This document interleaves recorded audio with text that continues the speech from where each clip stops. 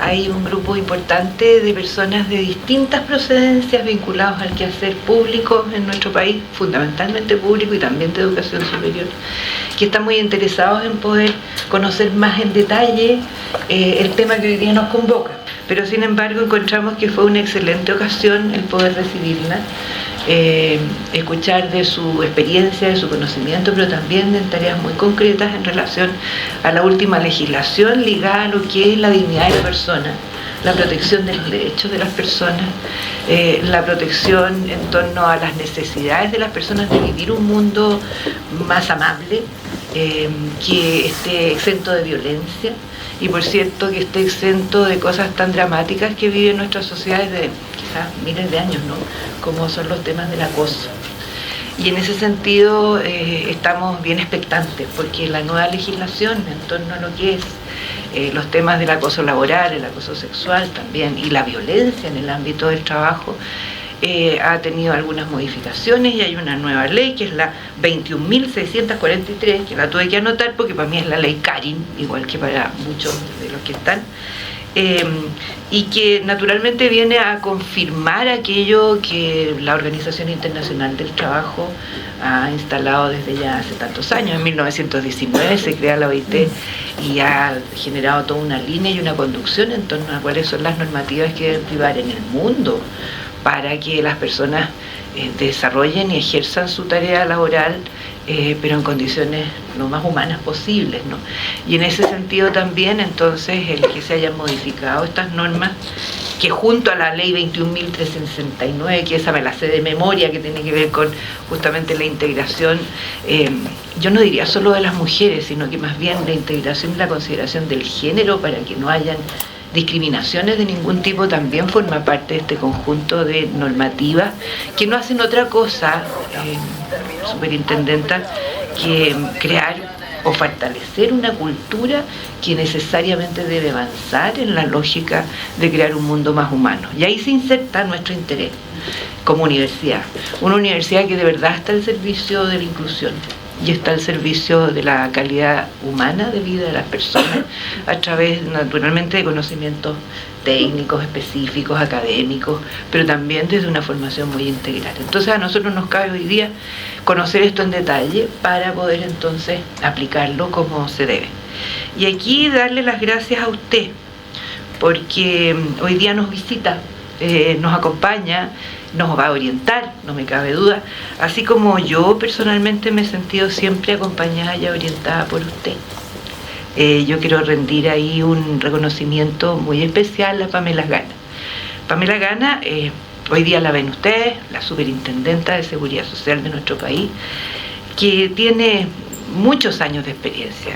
Ella es especialista en seguridad social y en protección social desde esta dimensión muy multidimensional. Es una especialista reconocida en materia de pensiones, no solo en seguridad del trabajo. También seguridad, seguro de cesantía, me acuerdo de aquellos años, y salud laboral. Pamela es ingeniera comercial con mención en economía en la Universidad de Santiago de Chile, es máster en varios, es maestra de varias cosas, máster en economía en la Universidad de Georgetown, máster en políticas públicas en la Universidad de Minnesota, máster en dirección financiera en la Universidad Adolfo Ibáñez. Y en materias propias de la seguridad social y de la superintendencia no es nueva, no está desde hace poco.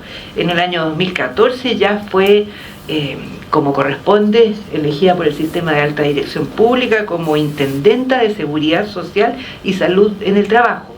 Y desde hace un tiempo atrás, un año y medio, es nuestra superintendenta de Seguridad Social de Chile. Anteriormente, entre el 2006 y el 2014, trabajó en la Superintendencia de Pensiones, donde ahí en el piso arriba de la subsecretaría, es decir, todos los temas que tienen que ver también con la previsión social en general. Y entre el 2002 y el 2005 se desempeñó en el Ministerio de Hacienda, en el área de presupuesto, en la dirección de presupuestos, trabajando en el diseño de diferentes políticas públicas relacionadas con la protección social, el empleo y el género. Y con anterioridad, y aquí viene lo mío, y lo de Mauricio, que está por ahí, que te saludó con una sonrisa brillante, trabajó en la Subsecretaría de Previsión Social con nosotros, y también con el Servicio Nacional de la Mujer. Es decir, hay harto tiempo, harta historia que nosotros hoy día agradecemos y honramos. Pero no solamente eso, ella además ha sido consultora de la Organización del Trabajo Internacional del Trabajo, la OIT, también en la Comisión Económica para América Latina y el Caribe de la CEPAL, en materia de pensiones, seguridad, cesantía, género, y como si faltara poco, porque ya me cansé yo cuando leí todo esto, todo lo que ha hecho la Pamela en todos estos años, con la cual hemos seguido siempre conversando, ¿no? Pero y muy cercanamente. Además es mentora desde el año 20, o sea, hace 4 años, además dándose el tiempo para mentorear a otras mujeres profesionales del sector público, activamente participando en la red Más Mujeres, iniciativa que fue impulsada justamente por la Dirección del Servicio Civil, precisamente para avanzar en la promoción y la participación de mujeres en cargos de liderazgo y responsabilidad. Pamela, súper agradecida, la dejo a ustedes con ella, que la escuchemos atentamente para que después podamos hacerle algunas preguntas. Muchas gracias. Muchas gracias. Un gusto para mí estar aquí.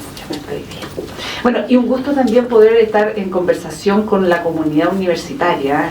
Obviamente el tema de conversar con los distintos agentes de la sociedad es muy importante, como difundir también. Y por cierto que el agente universidad, mundo universitario, que es múltiple, ¿verdad? Es interesante poder sentarse a conversar de esto. Nosotros estamos en un proceso de alta difusión respecto a Ley Karin. La idea hoy día es conversar en torno a esta Ley Karin, ¿verdad? A mí también me cuesta acordarme del número de la ley, ¿no es cierto? Que es más bien conocida como Ley Karin, que primero tengamos presente que en honor a Karin Salgado, es una profesional, una TENS que comete suicidio. Ella se suicida por haber sido sometida a acoso laboral.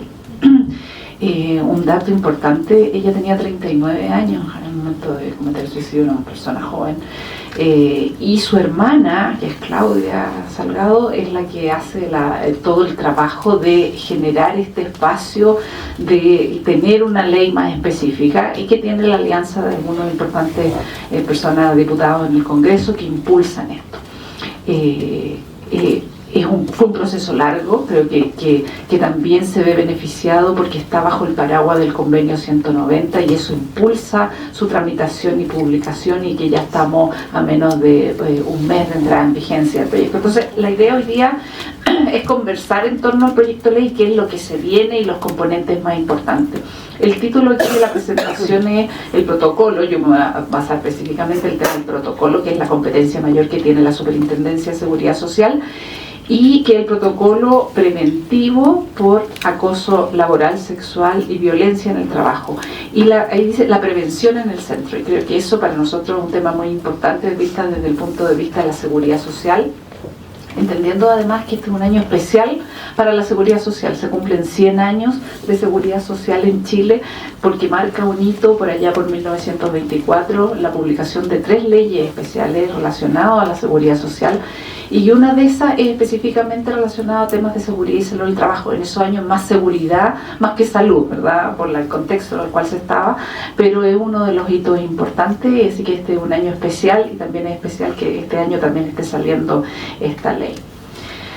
Solo un contexto internacional general, ahí se mencionaba el tema de la OIT, claramente para nosotros es un referente en materia de seguridad social en general, mundo laboral y seguridad de salud en el trabajo, todo lo que diga la Organización Internacional del Trabajo, y eso es lo que ha ido moviendo al mundo en torno a cómo se va trabajando en torno a esto.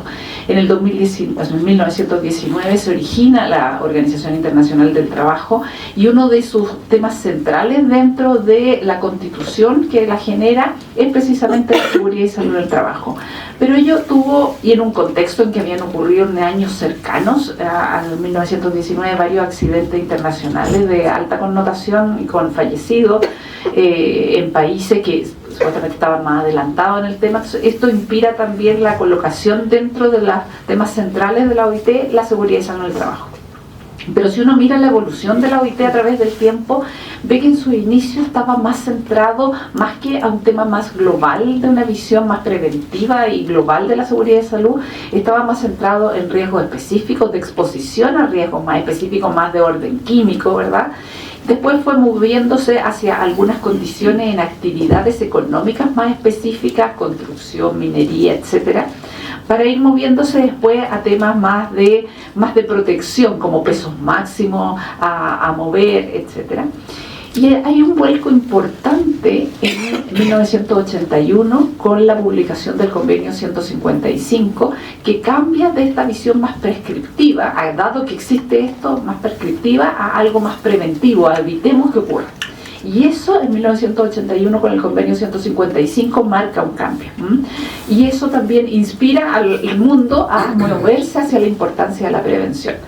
Y ahí también otro hito importante es que en junio del 2019 tenemos que se publica el Convenio 190 sobre violencia y acoso en el trabajo.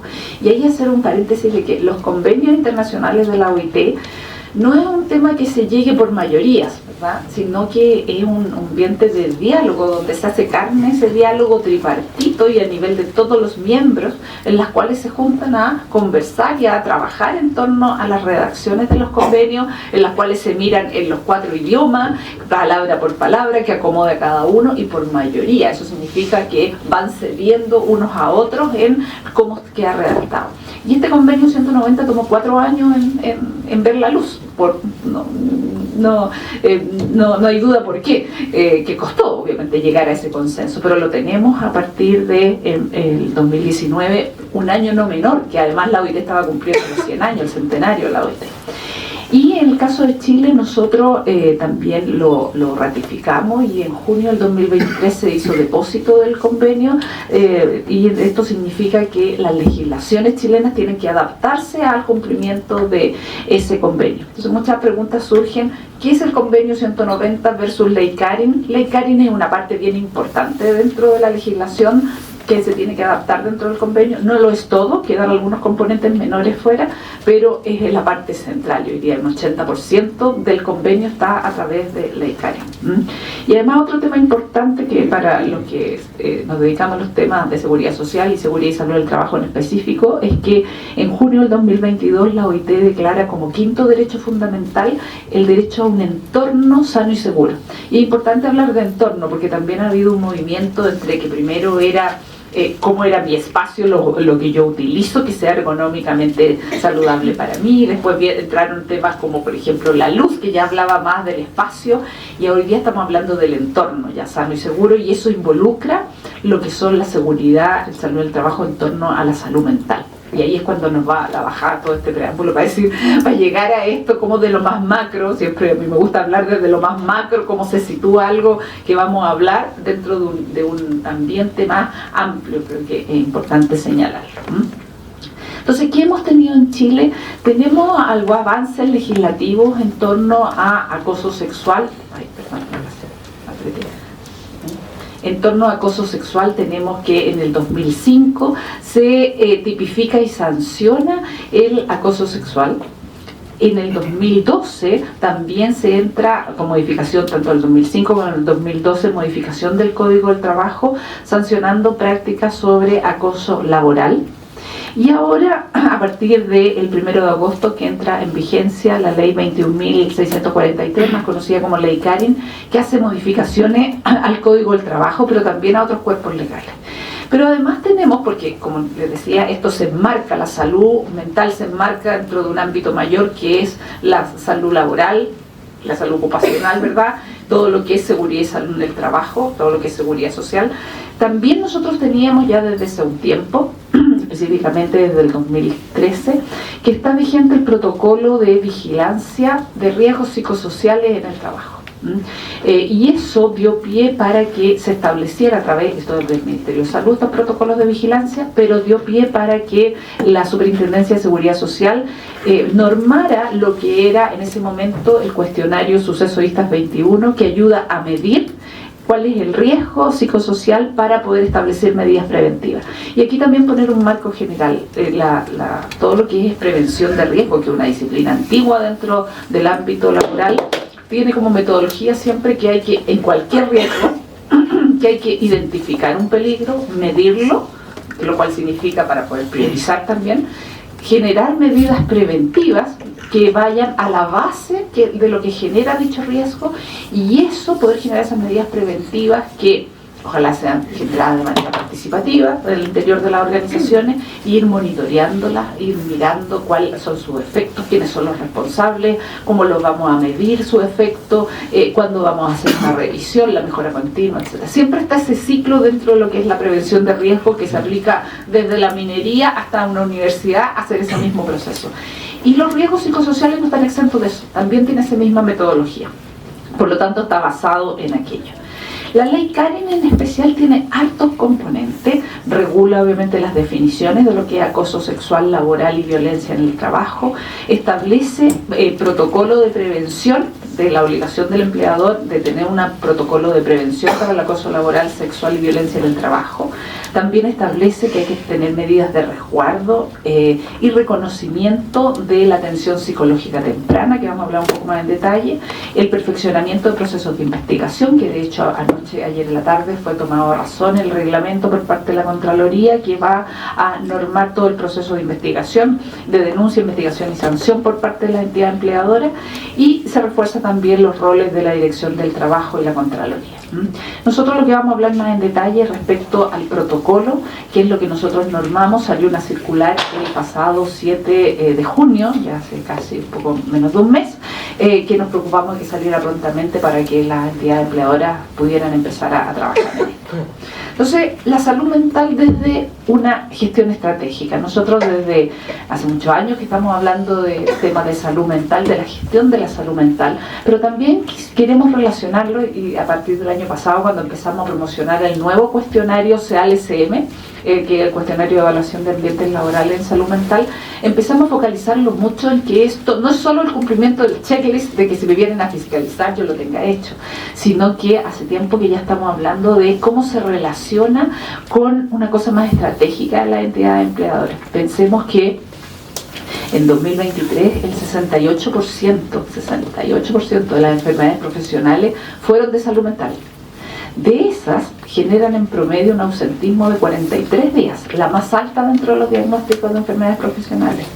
Y además tenemos que el 80% de esos casos se deben a hostigamiento. Las causas son hostigamiento, sobrecarga laboral y conflicto laboral. Entonces tenemos un tema por qué abordar, y además tenemos que dentro de los resultados del CEAL-SM del año 2023, de más de 740.000 personas trabajadoras que respondieron al cuestionario, más o menos como el 36% de ellas declara, dentro de las 7 preguntas que tiene el cuestionario relacionado a violencia y acoso, declara haber sufrido alguno de los hechos que describe el cuestionario.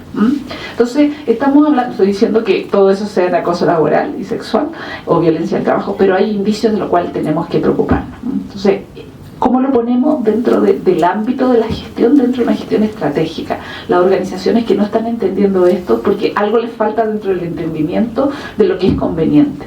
Y también pensemos lo que dentro de los objetivos de desarrollo sostenible, el número 8 es trabajo decente, que se habla mucho de eso, pero ese objetivo se llama trabajo decente y crecimiento económico, se llama en conjunto, y no es por casualidad que se llamen así, sino que también el gestionar la salud mental desde una visión estratégica de las organizaciones es un ganar-ganar para todos. Entonces, cuando hablamos de salud mental, no estamos hablando que probablemente cuando uno le dicen salud mental, lo primero que se viene a la mente a lo mejor son enfermedades, ¿verdad? Y es curioso porque la Organización Mundial de la Salud nunca habla de enfermedad al definir salud mental, sino que está hablando del estado de bienestar en que las personas pueden realizar sus competencias y pueden hacer frente al estrés normal diario de la vida, porque eso existe, ¿verdad? Y además pueden trabajar de forma productiva, lo coloca en este contexto laboral también, y aportar a su comunidad, no una cuestión individualista, sino que como vivimos en comunidad aportando a ella.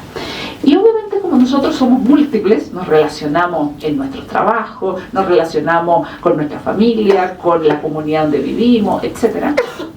Se genera que hay múltiples factores que influyen en esta salud mental, y uno de esos factores es el trabajo. Y dentro del trabajo, que es bien gravitante e importante porque la mayoría de nosotros vive de nuestro trabajo y se relaciona muchas horas en el contexto laboral, es un factor importante para determinar nuestra salud mental. Y en ese contexto nacen o surgen los factores psicosociales en el trabajo, que ojo, no son temas personales de cómo yo soy, la personalidad, sino que son aspectos de ese diseño del trabajo y de la gestión de ese trabajo de la organización, que podrían potencialmente, si no están bien gestionados, podrían dañarme físicamente, mentalmente, pero también la buena noticia es que si están bien gestionados pueden ser protectores. En el caso de ustedes, por ejemplo, el tener la oportunidad de enseñar, de darle más oportunidades a los alumnos, ¿no es cierto?, puede ser un tema protector de satisfacción. A mí venir acá y conversar de esto y ojalá dejar una huella de que la prevención es importante es un factor protector. Haber trabajado mucho en toda esta circular también es un factor protector, porque significa, puede ser sobrecarga, pero significa un factor protector en la medida que genera una satisfacción de un propósito mayor que el que tenga cada uno de ustedes, ¿verdad? Entonces, lo que tenemos es que ciertos factores psicosociales, que cuando hablamos de factores psicosociales están como, les suena a lo mejor más, o ha sonado por años, más familiar hablar de factores químicos, factores físicos, factores ergonómicos. Bueno, los factores psicosociales es otro factor más dentro de los ámbitos laborales. Y cuando hablamos de factores psicosociales estamos hablando de temas, por ejemplo, de la exigencia del trabajo, de la carga laboral, de la cantidad de trabajo que tengo, cuán hábil soy yo, las habilidades que tengo para poder desarrollar ese trabajo. También qué autonomía tengo, puedo tener alguna injerencia en cómo desarrollo ese trabajo, tengo un aprendizaje en torno a eso. Pero también las relaciones en el trabajo. El tema del liderazgo está muy fuerte. ¿Cuáles son la calidad de ese liderazgo? Hay mucha literatura que habla del liderazgo destructivo, ¿verdad? El típico también, que no es bueno, por cierto. También el liderazgo laissez-faire, que también sería dañino, etcétera. Todo el tema del liderazgo es un tema central hoy día. El apoyo que tengan las personas, el reconocimiento al esfuerzo, más allá de lo remuneracional, se me reconoce lo que estoy haciendo. Y también, ahí está puesto, todo lo que es hostilidad, violencia y acoso, temor, vulnerabilidad. Todo eso estamos hablando cuando hablamos de factores psicosociales. Y si eso no es bien gestionado, bien manejado, puede terminar en un síndrome de estrés, en un malestar o en una enfermedad. Pero también nosotros, nuestra visión, nuestro como marco teórico puesto en simple acá, desde donde regulamos, de donde sacamos estos instrumentos, es que los riesgos psicosociales, cuando se materializan, no surgen de la nada, y también es el caso de la violencia y acoso. Y ahí la imagen del iceberg, ¿verdad?, que uno ve la punta del iceberg, pero la verdad es que bajo el agua hay mucho más.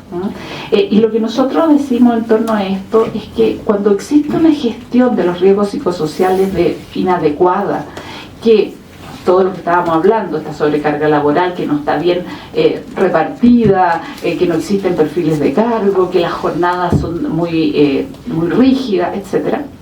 Cuando todo esto no está bien gestionado y se le adiciona conductas inciviles, estamos hablando mucho hoy día de conductas inciviles, que es desde cosas de que no te hablo bien, no soy amable, no saludo, pero también de cosas que empiezan como dejo prendida la luz, me da lo mismo si dejo la llave corriendo del auto. Todas esas cosas empiezan a ser como un inicio incipiente de que un profesional nuestro decía, es como, en términos coloquiales, como ser mal educado.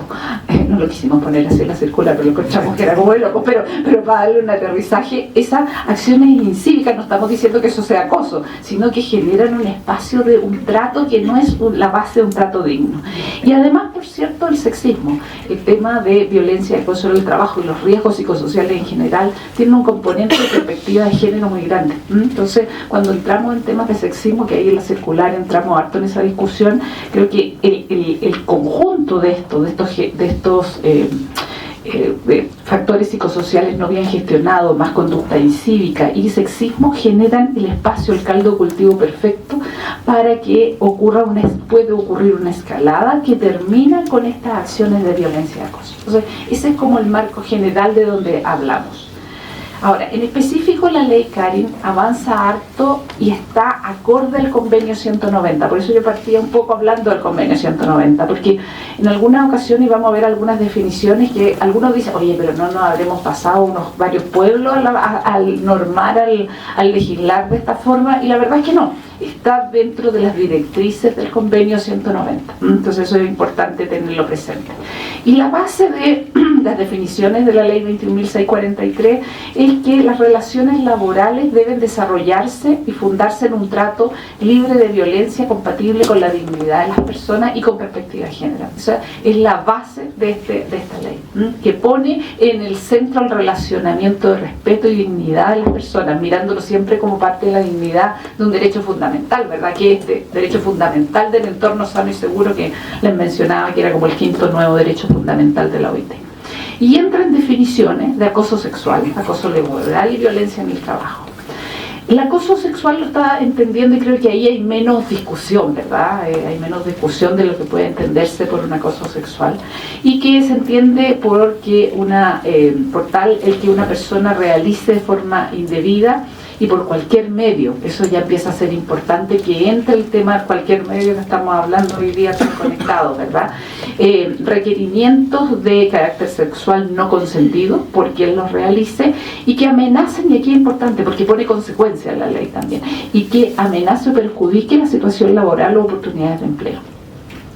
En acoso laboral también entra en definiciones claras, que es como toda conducta que constituya agresión u hostigamiento ejercida por el empleador o por uno o más trabajadores, ¿verdad? Y ahí entra ya el tema de que hay también un acoso laboral que es horizontal y vertical, tanto ascendente como descendente. Creo que eso también es importante tenerlo presente, en contra de uno o más, o por cualquier medio, nuevamente el cualquier medio, ya sea que se manifieste una sola vez o de manera reiterada. El una sola vez es algo nuevo dentro de la legislación. Y ahí también rescatar y resaltar que es parte de las directrices del convenio 190. Y que tenga como resultado, también pone el resultado, que tenga como resultado el que las personas afectadas tengan un menoscabo, maltrato o humillación, o bien amenaza o perjudique la situación laboral o oportunidades de empleo. Tiene ese sujeto a eso. Y violencia en el trabajo, lo que hizo nuestra legislación es que determina que todo lo que pasa dentro de los que se relacionan laboralmente se entiende como acoso sexual o laboral, según corresponda, pero todo lo que ocurre con terceros ajenos a la relación laboral va a pasar a ser violencia, y se declara como tal y se tramita como tal. Y aquí entra, obviamente, en el caso de ustedes, que espero que no sea, violencia de alumnos, de apoderados, de personas externas a la empresa. Un claro ejemplo son los clientes en otras organizaciones, los pacientes, los alumnos, etc. Todo eso entra dentro del ámbito de violencia. Ahora también la ley avanza en establecer claramente cuáles son las obligaciones de cada uno de los agentes. En primer lugar, las entidades empleadoras, la obligación que tiene son principalmente 4.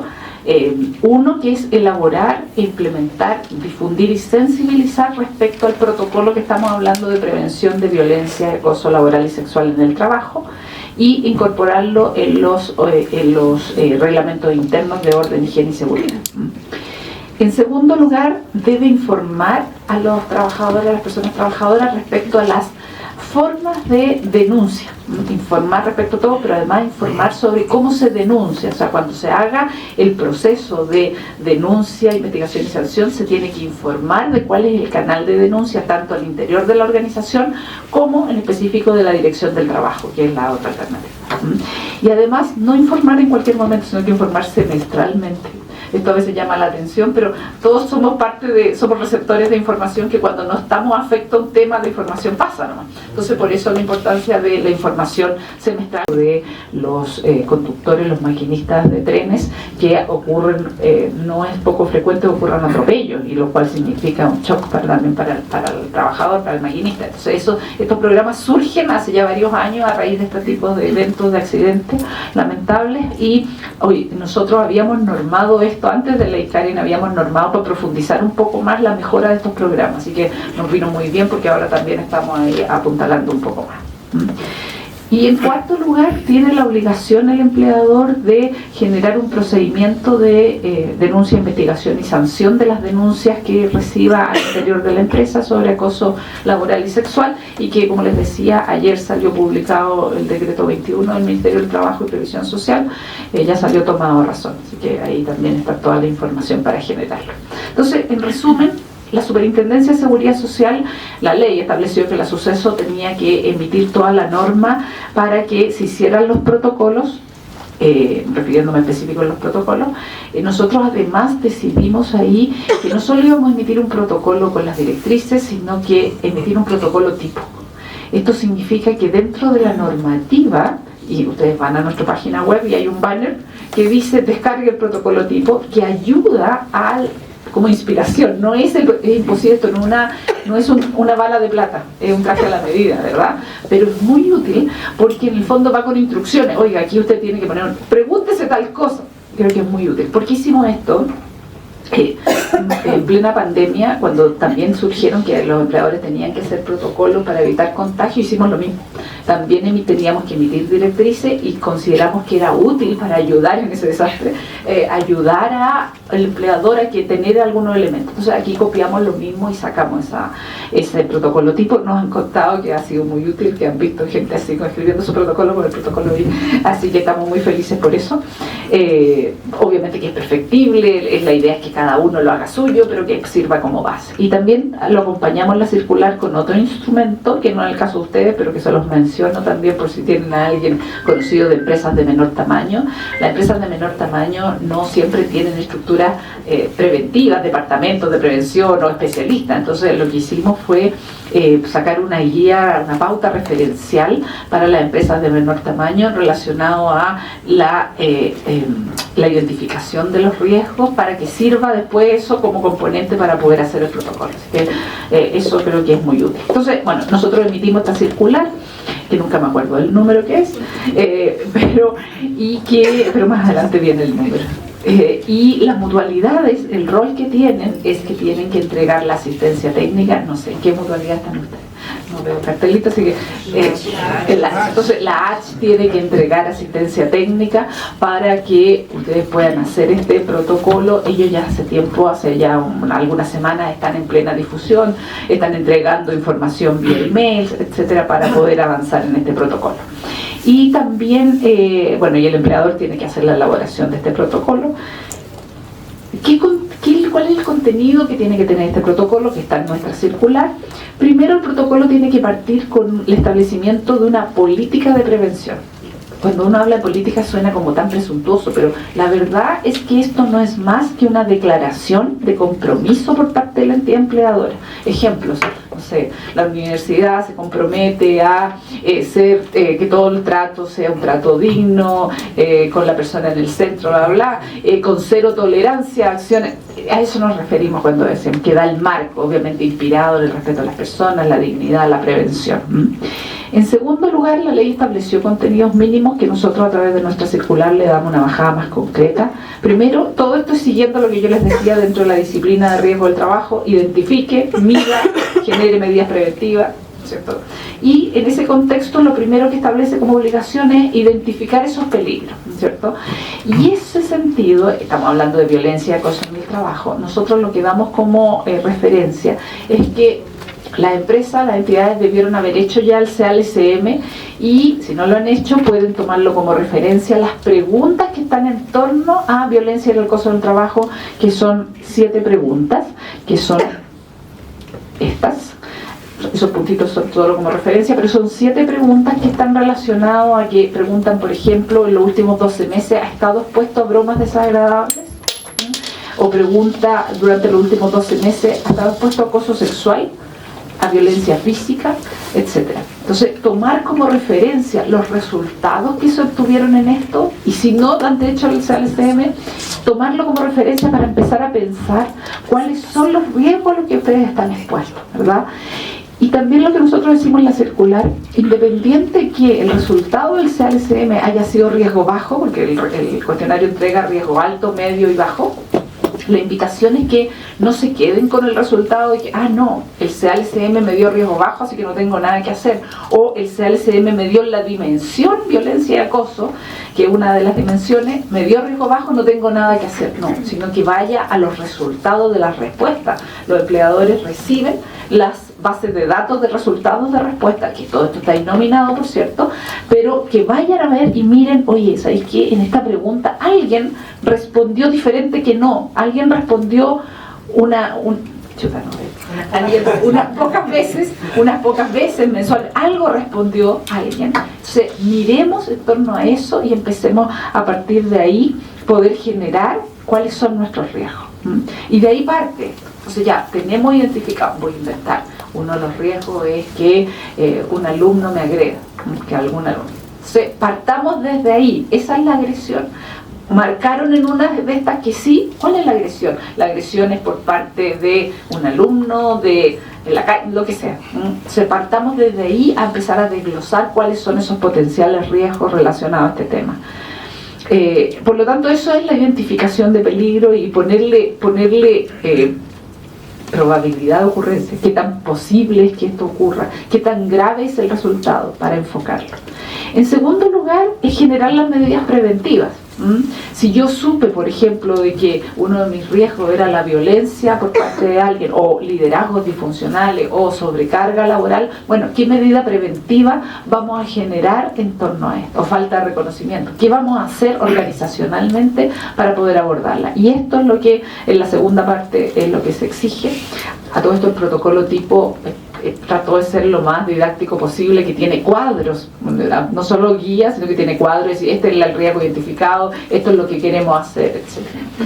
También como base siempre invitamos a mirar el manual del CALSM, nosotros lo tenemos como parte de norma, si no lo conocen pueden poner manual CALSM suceso, y va a aparecer, y hay un capítulo especial en la cual habla respecto a las preguntas y las posibles causas de esos riesgos, y como hay una parte especial de dimensión de violencia y acoso, váyanse para allá a mirarlo, y las posibles medidas preventivas a implementar. Entonces tengo que establecer estas medidas preventivas, estableciendo cuáles son, quiénes son los responsables, los tiempos que los voy a revisar, etc. Y también dentro de esto está como tercera medida el capacitar. Y ahí también es importante porque uno de los riesgos que puede tener esta ley es que todo se considere que es acoso laboral. Si todo lo es, nada lo va a hacer. Y va a ocurrir casi una suerte de poca credibilidad del instrumento. Entonces, lo importante también es cómo sensibilizamos y capacitamos respecto de lo que entendemos por acoso y violencia en el trabajo. Acuérdense que decía, dentro de las consecuencias es una consecuencia real en el laboral para las personas. Entonces, creo que eso también es parte de la sensibilización y la capacitación, además de capacitar cuáles son los canales de denuncia, etcétera, pero creo que una de las cosas importantes es la capacitación de qué es esto realmente, de qué estamos hablando. Nosotros en la circular pusimos algunos ejemplos para poder aterrizar. Nos pasa que cuando vamos a entrevistas, una de las cosas que más preguntan, ¿es esto acoso? ¿Es el WhatsApp anda de eso a horario fuera? ¿Es acoso? Entonces, es importante que eso se converse al interior de las organizaciones. Y también está la obligación de que las medidas preventivas que se establezcan sean acorde a la realidad de la organización. Esto no es la bala de plata, sino que el traje a la medida es muy importante, y qué mejor que en las organizaciones mismas, ojalá en el diálogo social al interior, se puedan llegar a esas medidas preventivas. Y por quinto lugar está las medidas de resguardo de la privacidad. Todo el proceso de denuncia e investigación son temas delicados y por lo tanto se tienen que dar las garantías de preservar esa identidad para también dar las confianzas. Una de las cosas más complejas es cómo generamos los espacios de los testigos, que nadie quiere testificar, la idea es que nadie se quede solo en esto. Y las obligaciones, eso son las obligaciones del empleador. Las obligaciones de las mutualidades ISL están principalmente en otorgar la asistencia técnica para la elaboración de esos protocolos. En segundo lugar, disponer de estos programas de atención psicológica temprana que conversábamos. Y también implementar medidas, en tercer lugar, implementar medidas para la calificación de origen de enfermedad que se podrían generar. Y ahí está nuestra circular, que publicamos el 7 de junio, que es la 3813, que norma todo esto. Ustedes la pueden encontrar en nuestro sitio web. Y también, como les decía, existe un banner que aparece para bajar el protocolo tipo. Ley Karin para Chile, esta página. También hay una página web del Ministerio del Trabajo que se llama, está incluido esto, que se llama leykarinparachile.cl. Leykarinparachile.cl. Vamos a poner aquí algunos aspectos a tener en consideración.